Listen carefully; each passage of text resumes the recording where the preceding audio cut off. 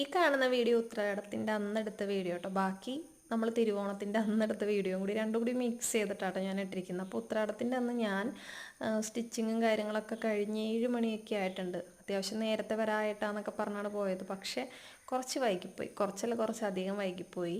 പിന്നെ പിറ്റേ ദിവസമാണ് കേട്ടോ. പിറ്റേ ദിവസം 2:30 ആയപ്പോഴേക്കും പുലർച്ചെ എണീറ്റ് പൂക്കളമൊക്കെ ഞാനും ഏട്ടനും കൂടി ഇട്ടു. തലേ ദിവസം തന്നെ നമ്മൾ സാമ്പാർ, അതുപോലെ തന്നെ കേടാവാത്ത കറി, മോരുകറിയൊക്കെ ഞാൻ ഉണ്ടാക്കി വെച്ചിട്ടുണ്ടായിരുന്നു കേട്ടോ. അപ്പോൾ അതുകൊണ്ട് എനിക്ക് പകുതി പണി കുറവായി കിട്ടി. പിന്നെ ഏട്ടൻ നന്നായിട്ട് ഹെൽപ്പൊക്കെ ചെയ്തു കേട്ടോ.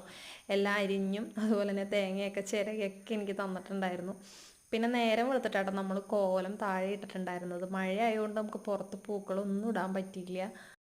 പിന്നെ ഞാനും ഏട്ടനും കൂടെ ഒരുമിച്ച് നമുക്ക് അമ്പലത്തിൽ പോകാമെന്ന് വിചാരിച്ചിട്ടുണ്ടായിരുന്നു കേട്ടോ. അപ്പോൾ വീടിനടുത്തുള്ള കോവിലിങ്ങൽ അമ്പലത്തിലേക്കാട്ടോ ഞങ്ങൾ പോയിട്ടുണ്ടായിരുന്നു. അപ്പോൾ ഇതാണ് എൻ്റെ ഓണക്കോടി എന്നൊന്നും പറയാൻ പറ്റില്ല, കാരണം ഒരു ടോപ്പ് എടുത്ത് ഞാൻ ജസ്റ്റ് ഷേപ്പ് ചെയ്തു ഇട്ടു, അത്രേ ഉള്ളൂ. കാരണം അറിയാമല്ലോ, നമ്മുടെ തയ്യൽക്കാർക്കൊക്കെ ഇങ്ങനെ തിരക്കുള്ള സമയങ്ങളാണ് ഓണം, വിഷു എന്നൊക്കെ പറയുമ്പോൾ. അപ്പം ഞങ്ങൾക്ക് നല്ല തിരക്കായതുകൊണ്ട് എനിക്ക് ടോപ്പൊക്കെ സ്റ്റിച്ച് ചെയ്യാനൊന്നും നേരം കിട്ടിയില്ല കേട്ടോ. അപ്പോൾ അതുകൊണ്ട് തന്നെ റെഡിമെയ്ഡ് ടോപ്പ് എടുത്തിട്ട് നമ്മൾ ഷേപ്പ് ചെയ്യാണ് ചെയ്തത്.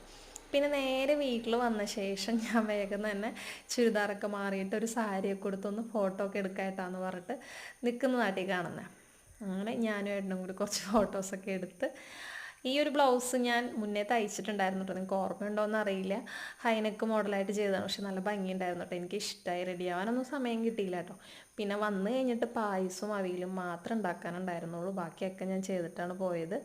അങ്ങനെ ഞങ്ങൾ ഉച്ചയൊക്കെ ആയപ്പോഴേക്കും സദ്യ കഴിക്കാൻ വേണ്ടി ഇതാ വിളമ്പിക്കൊണ്ടിരിക്കുക കേട്ടോ. കുറേ വിഭവങ്ങളൊന്നും ഞങ്ങൾ ഉണ്ടാക്കിയിട്ടുണ്ടായിരുന്നില്ല കേട്ടോ. വളരെ കുറച്ച് സാധനങ്ങളൊക്കെ വെച്ചിട്ട് കുഞ്ഞൊരു സദ്യയാണ് ഞങ്ങൾ ഒരുക്കിയിട്ടുണ്ടായിരുന്നത്. അപ്പോൾ ഞങ്ങളുടെ ഓണം ഇത്രയൊക്കെ ഉണ്ടായിരുന്നുള്ളൂ. അപ്പോൾ ബൈ.